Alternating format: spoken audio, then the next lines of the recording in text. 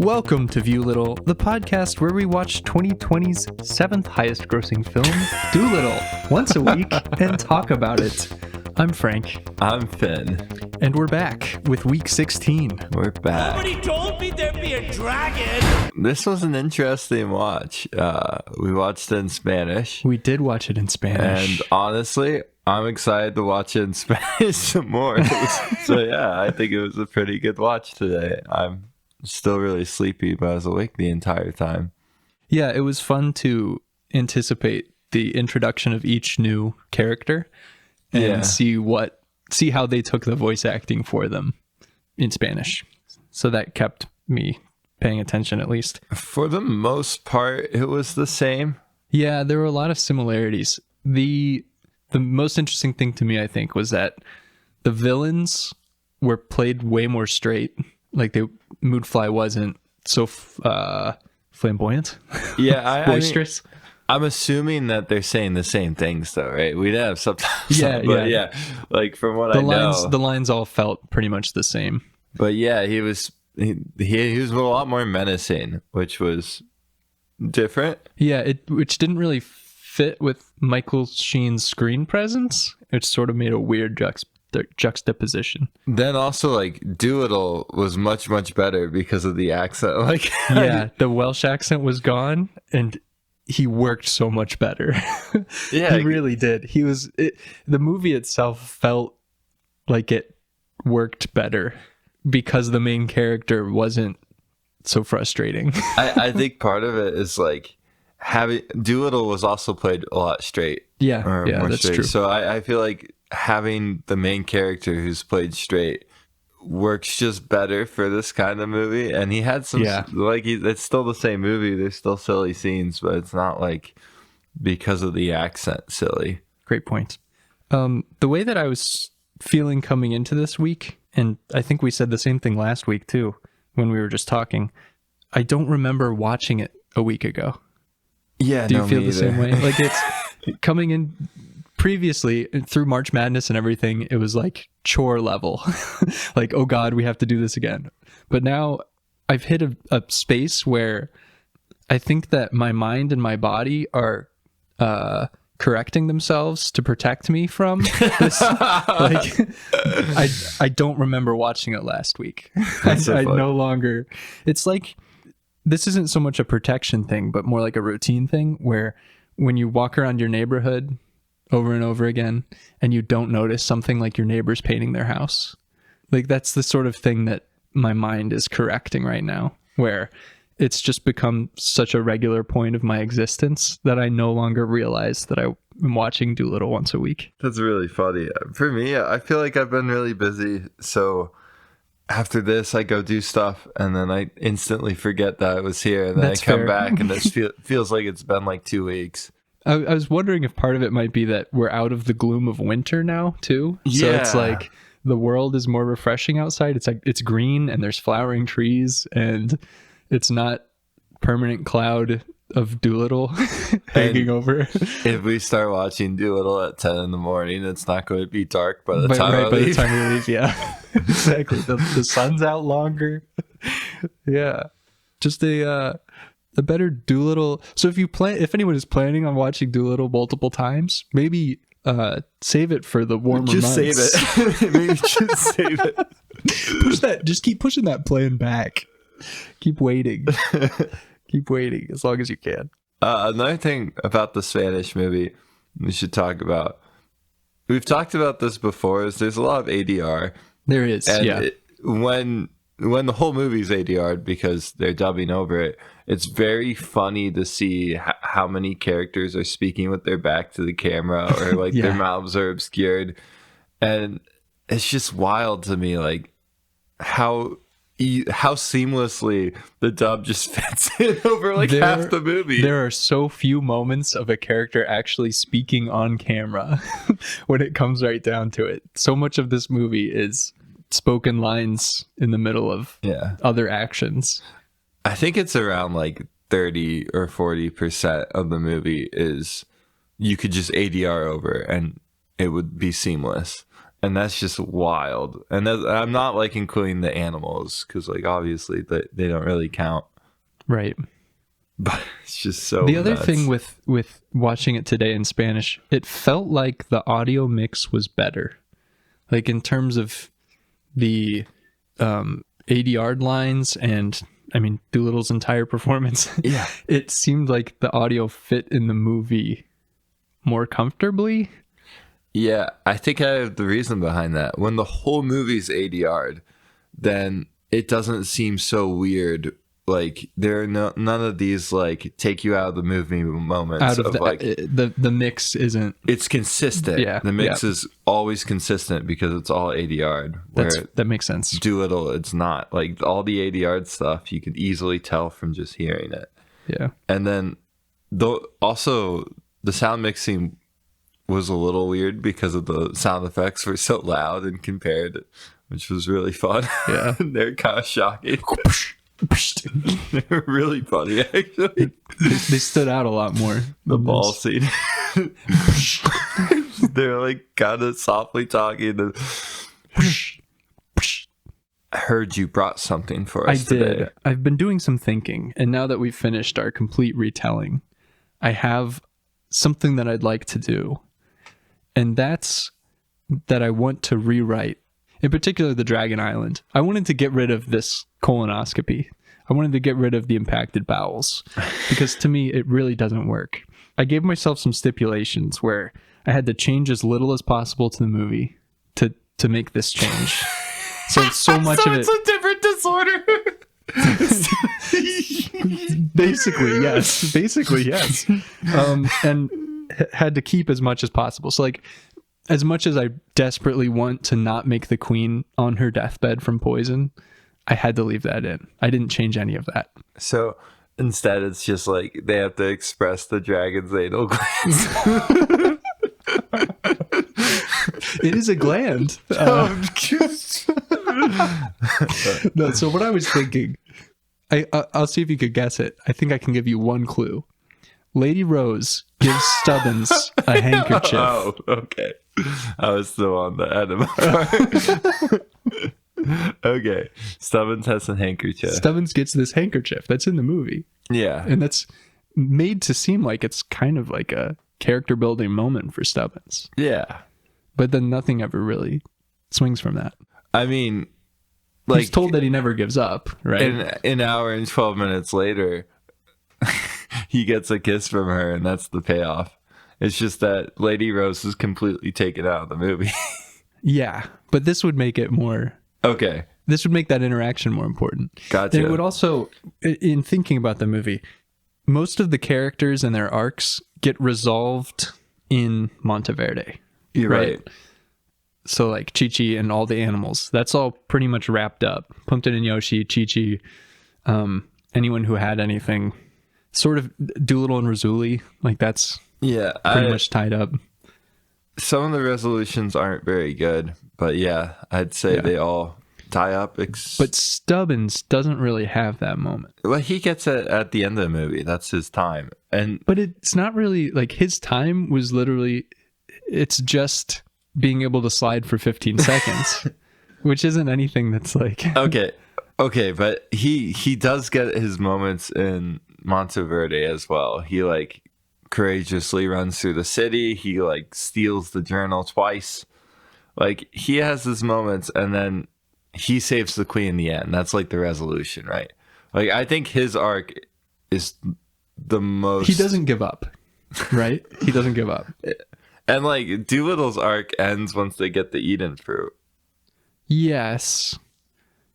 And the one thing about this change is that the monologue that Dolittle gives, empathizing with this dragon over their lost loved ones, losing that does make the Dolittle Lily story like less, but I want to get rid of it. I don't care. Okay, question. Yeah. Couldn't you still keep that in and it just not also have a double meaning about... Yes, you're right, actually. It could just stay in. Like the whole... What makes that part so funny is it's like an okay monologue and it's instantly undercut when it turns out that she needs an enema because it's you're right. It's like clear parallels between what he's saying and that. You make a good point, so I'm going to change up a little bit what I was thinking. I'm going to keep that in, and I'm still going to undercut it, but with something different. Okay. Instead of undercutting it with impacted bowels, with bagpipes inside the butt. Take me from the beginning. Okay, so we're going to start with the entry into the cave. Okay. On Eden Island. Wow. A big cave. Says Plimpton.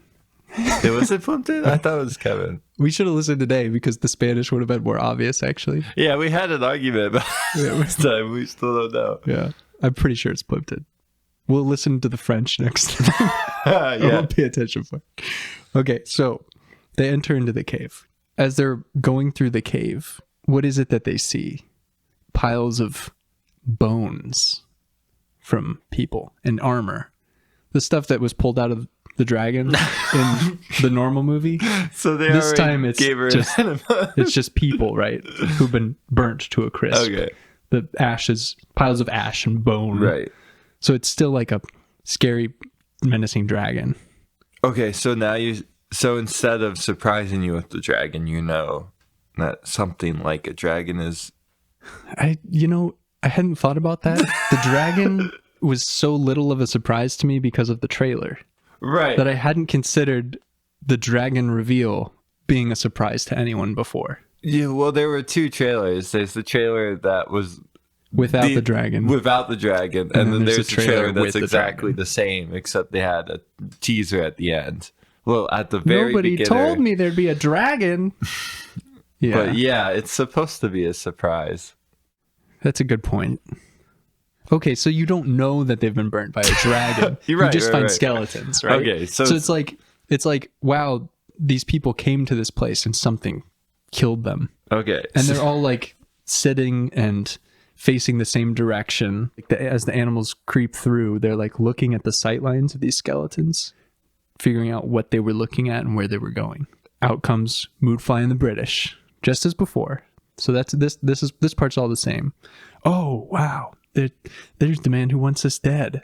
It's lying the path directly the foxfire fungus is still there. Okay. Except this time, as the foxfire fungus spreads through the cave, it's following along its path. There are skeletons and stuff, and like adventurers who have tried to get the fruit and perished. Gotcha. So you don't know what they've faced, but they've died on the way to the fruit. Then Moodfly turns into a dragon. And Moodfly appears all the way to the man who wants us dead. The twist is he's been guarding the Eden fruit the whole time. Yeah. That's why Lord Badgley sent him. No, that's not true. What I envision is this part goes much the same, where Dolittle says, trees don't often grow in caves. Didn't you pay attention in botany class? No, but pay attention to this. That all exactly the same. You don't have to change any of that. The English get mad and smash the flag down. The dragon wakes up, starts breathing fire on people, just as before. The British all sprint out of the room. Nobody gets grabbed and eaten. We don't have anything graphic like that. Dolittle can get grabbed by the tail, and he's like trying to negotiate with the dragon, but he can't actually speak dragon. It's kind of key here. Or maybe he can speak dragon, but the dragon can't talk back to him because it keeps like blasting fire everywhere. And what happens is Stubbins is watching this, and all of a sudden, at the end of Dolittle's monologue, the dragon stops like blasting fireplaces. And you see Dolittle still wrapped up in the tail. And you see Stubbins in front of the dragon holding up the handkerchief. The dragon reaches down with its claws, grabs the handkerchief, and blows its nose. Shut up. It's been blasting all of this fire and accidentally burning everyone who comes to the trial of the fruit because it has a cold. So it's been burning people on accident. And finally, once it blows its nose with this handkerchief, it finally gets relief from having a stuffy nose. It's able to talk to Dolittle and do Do you remember like the Kleenex commercials from like 10 years ago, like the Puff Plus? This would be a great Kleenex commercial. You know what I'm talking about? Yes. Where they like use the wrong tissue and their nose is red, and turns into a dragon and breathes fire. That's basically what I envisioned. Yeah. And then it's sort of this heroic moment of Stubbins facing down the dragon by being brave enough to offer the handkerchief. And then what you can do is you can have Dolittle actually be a animal doctor and go through like a checkup with the dragon and be like, you're allergic to this or something, you know? The way you just mentioned that, it's like he's putting Casting her a spell. allergies in front of her and being like, you're allergic to this. Yeah. Allergic to this and allergic to that.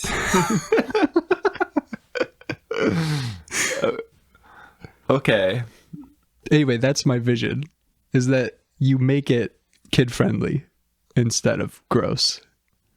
And then at the very end of the movie, when you get back to the queen, because you collect the fruit and everything, in much the same way, Stubbins turns to Lady Rose at the end, after she says, this is Stubbins, takes out her handkerchief and hands it to her, and it's, been used by a dragon, so it's gross. And she's like, no, you can keep that. Everyone laughs. Okay, so this is all good and all.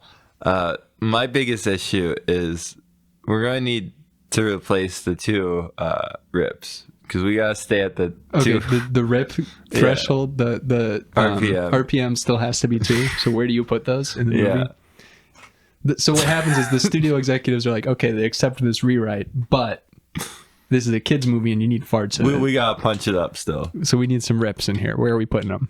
I'll accept this. I did make it as part of my thing that I had to change as little as possible. And I think that's very much in the spirit of it. Yeah. Keeping 2 rips in the movie.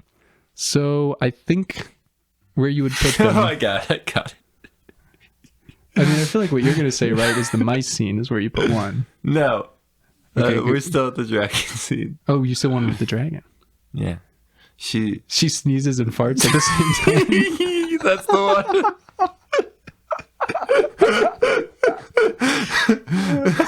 That's a good bit. Blast fire everywhere and farts at the same time. That's good. And Dolittle tries to use that part to mask his own, and that's where the second one. And that goes through the cave. Yes. No, that's just what it is. The dragon sneezes, and Dolittle tries to use that to mask his fart. And it's just a little late, and it echoes through the cave. That'd be really funny. I would die laughing at that. Oh my gosh. Do you think that's something? Do you think that works? It would be so funny. See, I think doing that as that rewrite, making the dragon sneeze farting instead of having things shoved up her butt, would really help. Honestly, I think you're right. But I don't know how much you need to replace it. Like, I think like him just empathizing with the dragon is good enough. It's just not very kid friendly, right? Like, isn't that the was issue? Part of my stipulation is that the intention is that it's family friendly. With it could also, because that's why they tried to change it in the first place. It could also just be like Stubbins gives her the handkerchief and it's seen as like he's trying to cheer her up, right? Yeah. I also was thinking it would be kind of funny that here's this dragon guarding this tree with fruit that cures every illness and it has a cold. So they're just like, here, take the fruit. And that would be what helps cure it. Just eat some of the fruit that you guard. Oh, great dragon. No, that's heinous. Do you think that if the dragon had eaten the fruit, it would have helped its impacted bowels? Yeah, I mean, it's a cure-all, so yeah. Why didn't they just do that? I mean, in fairness, they didn't know the fruit was there, right? Good point. So they couldn't just... And that would be a little sussy. As a protector, as a guardian of something. Yeah, and then also, like, Dolittle just being like, yeah, I can cure you. Just show me where the fruit is. It's a great moral game, a prisoner's dilemma. That's very Dolittle. That would actually be that would have been kind of fun too if they would have Yeah, I think played around with that. The other issue at the ending is there's like two issues, right? There's Monteverdi being too long and too fast. Too long and too fast. Yeah, because it's things happen scene after scene with like little continuity between them. It's very bizarre, like how it's cut up. It needs to be more seamless, so they can like cut some of it off, but also stitch scenes together better. And then the other issue is that Eden Island is the same way. It's too quick.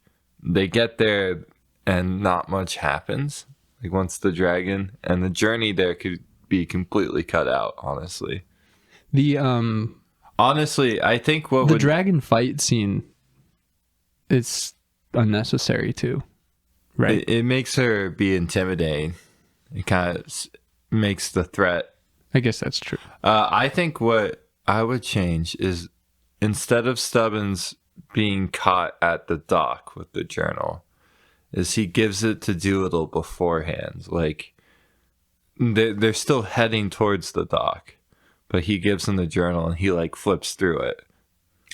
So he knows where he figures out where it's at before the journal gets taken. Yeah. So he already knows. That would fix it too. Like Dolittle's running through the street and he runs into Dolittle and Polly and Chi-Chi. Yeah, and then they're combing over the journal together, flipping through it. You got it. I can't believe you really did it. And now I've got it. He's flipping through it, and they're like walking through a doorway, and because they're looking at the journal so intently, Dolittle doesn't realize that he's surrounded by British suddenly. And then Moodfly just comes up and shuts the book. Yeah. And then from there, Rizzoli gives them the boat, but they already know where they're going. That would be better.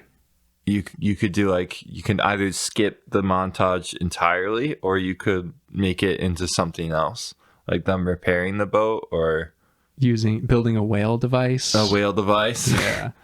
To get them there faster or something like that.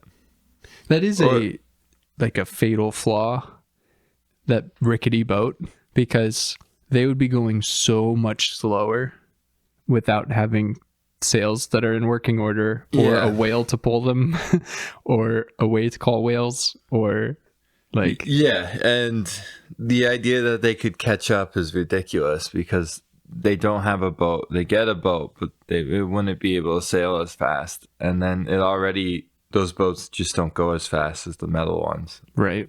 So well, they go as fast sometimes, but they're not consistent, right?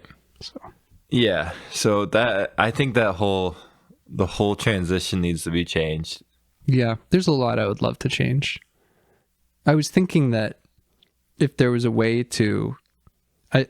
before I decided that I was going to try to keep most of the movie exactly the same, I was making changes left and right, and I was saying, okay, the dragon has a cold, and the queen back in England also has a cold. The scene where Dolittle comes into the queen's throne room, that would be like, she has 100 mercenary doctors that she's assembled before her. Like Darth Vader assembles bounty hunters to go hunt Han Solo. Whoever saves me shall be the queen. Exactly. Something like that. And so there's all of these various quacks of various quackeries. Mm-hmm. And it's slightly culturally insensitive. Yes, which would be in spirit of Hugh Lofting's original work. So you got all your naked stereotype doctors. Yes, you have all the stereotypes, all the different doctors. Oh God! And then it's a race of all the doctors to get to the fruit first, and all that they're trying to do is just help this queen. She's acting like she's over dramatizing. My brain is mush. I just watched over dramatizing. She's being overly dramatic. Yes. Over just like a runny nose. Dramatize. Yes, exactly. I think another way to fix the movie is to make it Spanish. That did help a lot, honestly.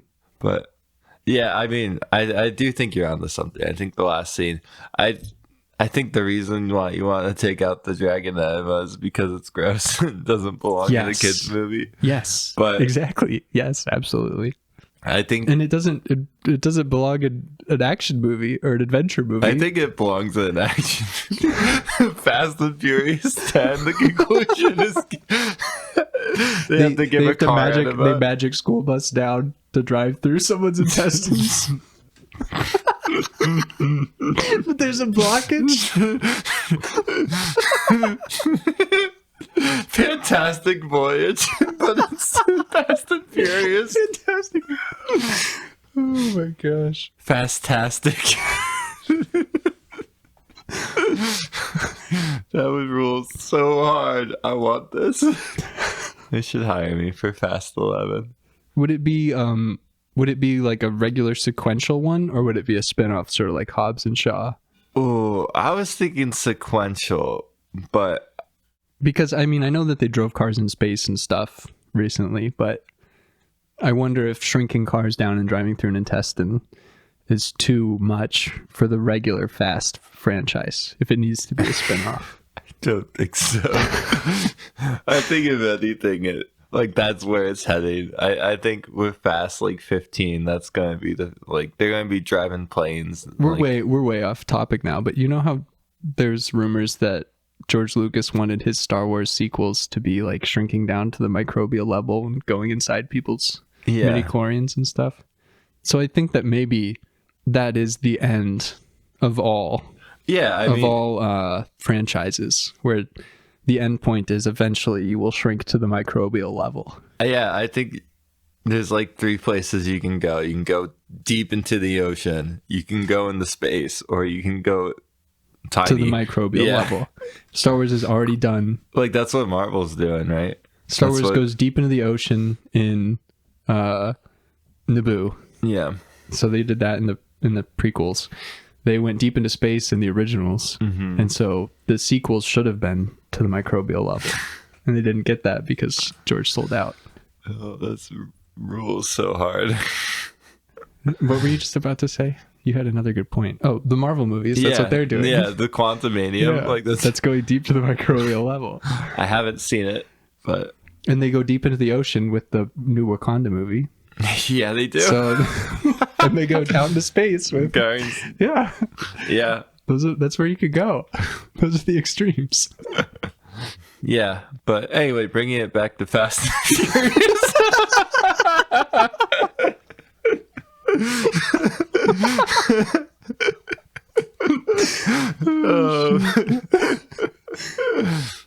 John Cena's in it. That's a tie. That is a tie-in. That's true. Oh, this is again off topic, sort of.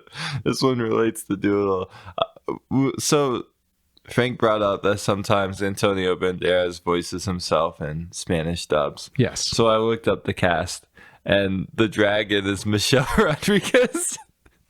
Which is another Fast and Furious connection, by name only. Yes, it's a different person. Different person. Still a connection, though. We're gonna count it. I guess. That's what you brought today.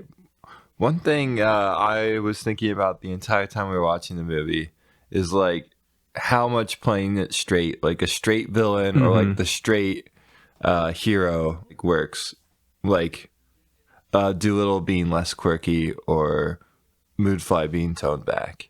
And with Dolittle, it fixes just by getting rid of his accent, which is kind of surprising. It is surprising, actually.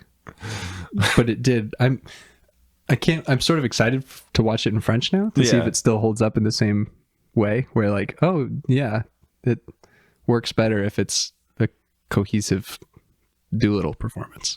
So do you think that this movie could just be inherently better if you take the really outlandish performances and just play them straight, or if you change all the weird modern references and make all the animals play it straight too?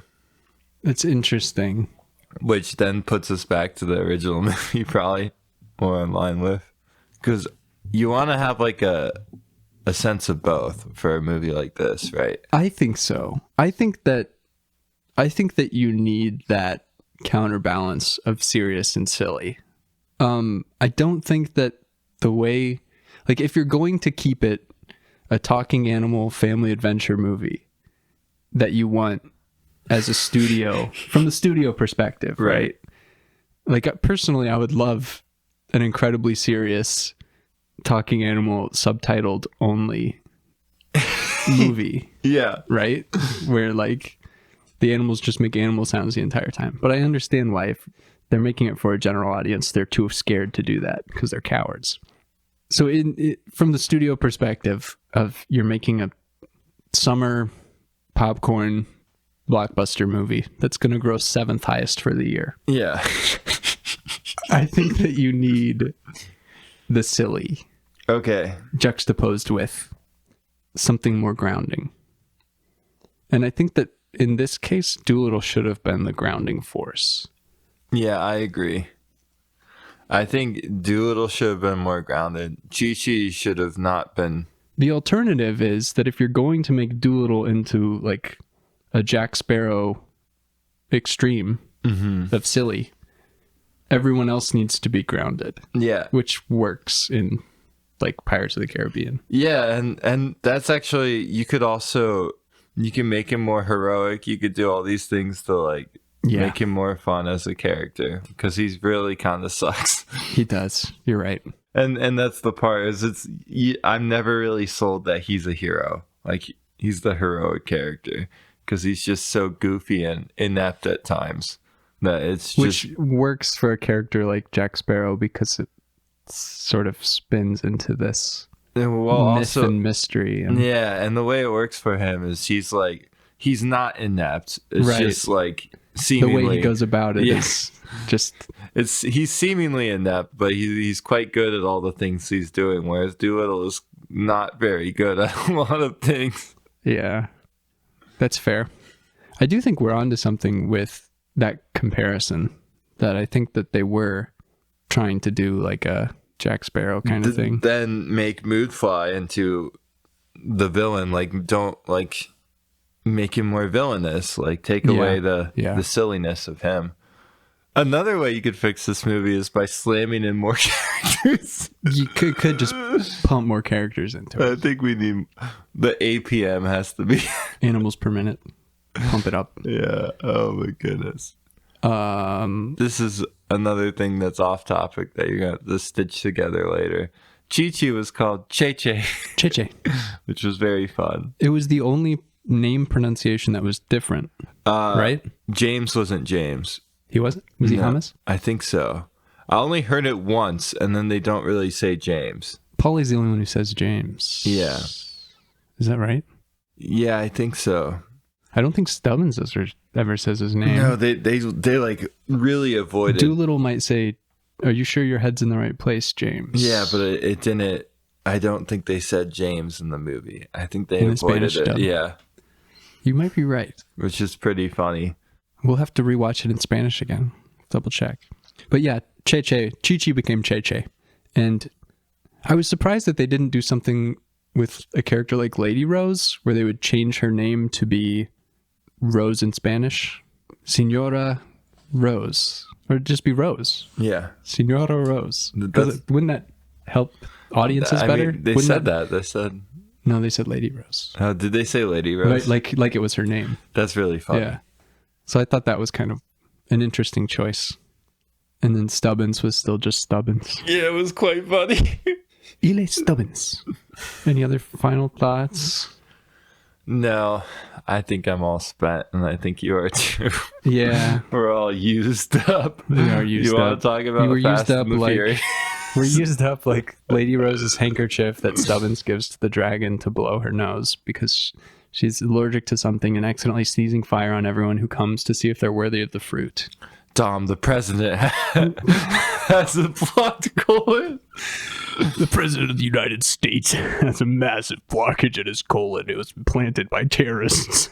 If we don't get there, if we don't break up the blockage, the poison in the system is going to explode him. We can shrink you down in 10 of your finest vehicles. I I'm trying to remember how Magic School Bus would do it with Miss Frizzle. I'm still on Fantastic Voyage. I don't really. I guess Magic School Bus works too. Miss Frizzle is just insane. She was, yeah, but it's like that. I haven't seen like Fate of the Eight or whatever. I haven't seen. I've never seen. The only Fast and Furious movie I've seen is Hobbs and Shaw. That's really bizarre. Yeah, weird one to start with. But I'm assuming that the what's that actress's name? Which one? The Cypher lady, the villain, the hacker girl, the blonde from the new one. Yeah. Oh, she's in Atomic. Charlize Theron. Yeah. Yeah. I assume she's like the Miss Frizzle analog. She'd make a good Miss Frizzle. Actually. So yeah, so she's the elite hacker, so she hacks their atoms down to microbial size. How do they get into the president's body? Are they in a B-52 cargo plane that's been shrunk down to size? No, so they have to. Are they in a pill? They have to reach a certain speed at car size, so that way they go off a ramp and they shrink mid-air and they land. It's right before, like 15 feet ahead of him, that it's going to shrink, but they have to hit 125 kilometers per hour or something at the right moment. And the car shrinks right before his mouth because it's wide open and the president's terrified. Is he held hostage or something, or what is the situation? Because I was just picturing a Jeep Wrangler to get up to like 120 miles per hour. And he's just there with his mouth open, being pried open by Dom, who has a personal. He's gonna miniaturize later and go up the other way because they have to meet. They have to meet in the middle. If we have any hope of succeeding, it's It's like the Transcontinental Railroad all over again. That's one of the lines. And then they have a third guy who has to reach his hand in there and pull him out.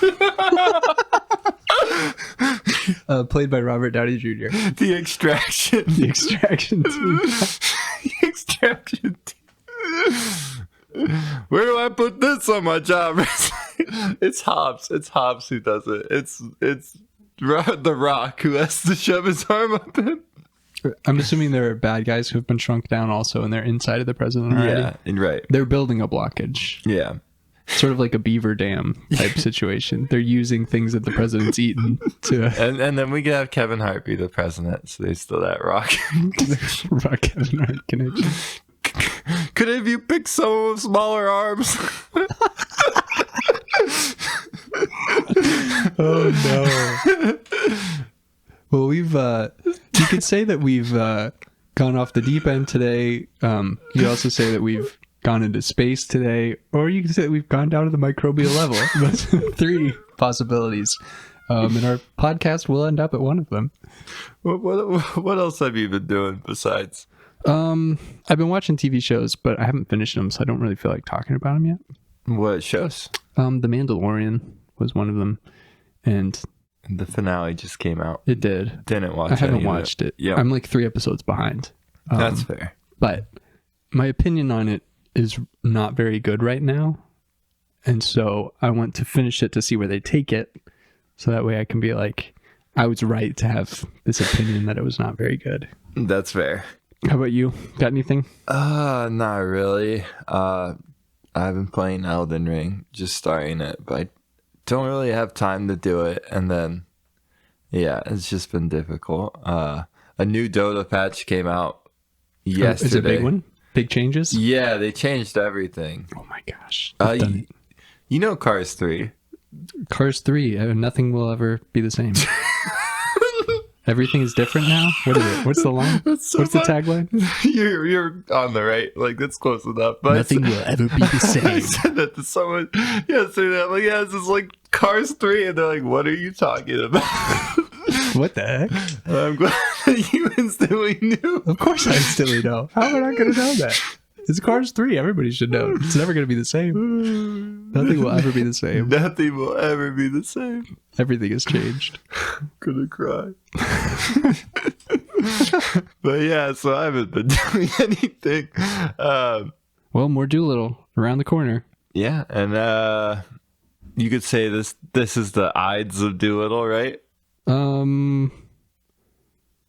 It's the 16th of April. It's like the 20th of April. This is coming out on the 28th of April. It's like the 22nd. Today's the 22nd, isn't it? No, it's our 16th viewing, right? Oh, our 16th viewing. 16th. Oh, 16th viewing. Okay. Isn't it the 14th of March? I have no idea. The Ides of March, aren't they the 14th? I thought it was the 16th. March Madness was... We're past it now.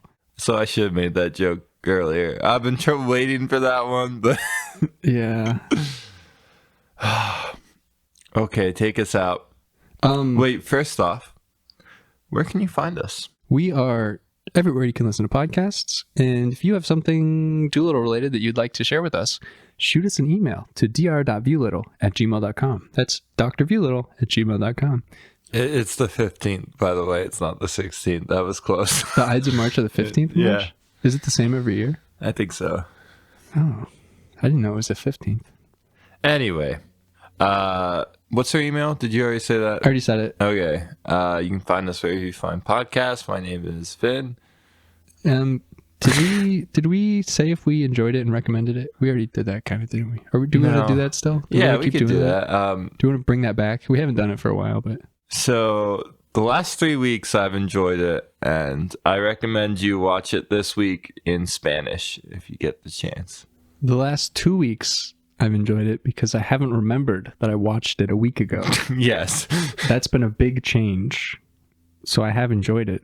And changing it up by watching Spanish today was neat. And now I'm looking forward to French. Once we exhaust those, I'm worried. But do you know what's really fun? This is going to mess up your whole process. But one thing that I forgot to mention is like a lot of lines that I typically like, I don't remember them being said. I don't remember seeing them. Like, I don't remember the Viva la Resistance at all today. I do, because it was delivered in French. And I was like, oh, yes, they're still delivering the French Fox in French. The French Fox is still French. It's only partly version. She did speak Spanish. It'll be interesting in the French version if the French Fox is still French. Speaks all English. That would actually be cooler. Yeah, it would be. We forgot to mention Leona the octopus did not change. No, because she was the only character that stayed exactly the same with the voice acting today. Yeah. I don't think Leona probably has a voice credit behind it either. It does have a voice credit. It's the same person who does the bearded mouse. Oh. Fun fact. Arthur? How long have you been there? I don't know. What year is it? Okay. We need to leave. No, I just had one other thought. So we talked about the three places where anything will ultimately go: to the depths, to space, to the microbial level. Yeah. It could also go time travel, right? Yeah, I mean, I guess there's two more then, right? What's the other? There's time travel, and then there's like afterlife or like purgatory or heck. Yeah. Another realm, so to speak. Spirit realm. Other side. Yeah. Afterlife. Underworld. What have you. And then part of all of these is parallel worlds like fit in the mesh of all of these. Right. Yeah. But it's not necessarily its own category. Right. Because usually when you do a parallel world, like you do the one episode where it's like things are the same but different, and I really like parallel worlds. And then after you do that, you have to start doing things like, well, in this parallel world, this happened, so now the world's underwater. Like you have to start taking it to those extremes. Right. Yeah, because something changed in this one where somebody forgot to pull the plug on the drain and it filled up with water. The whole world is flooded. I'm sort of excited. I think that next episode, this is a teaser, and I wish that we'd thought of this sooner. Okay. But next episode, we should take Dolittle to those extremes. Okay, that sounds That's a fun idea. I can't wait for the micro wheel when I already have a script. But Dolittle, how are we going to get to the moon to pick up the Eden fruit? Whales, boyo. Whales. It appears that Dolittle has harnessed the whale. Okay, I'm Frank. I'm out of here. Is that the boy?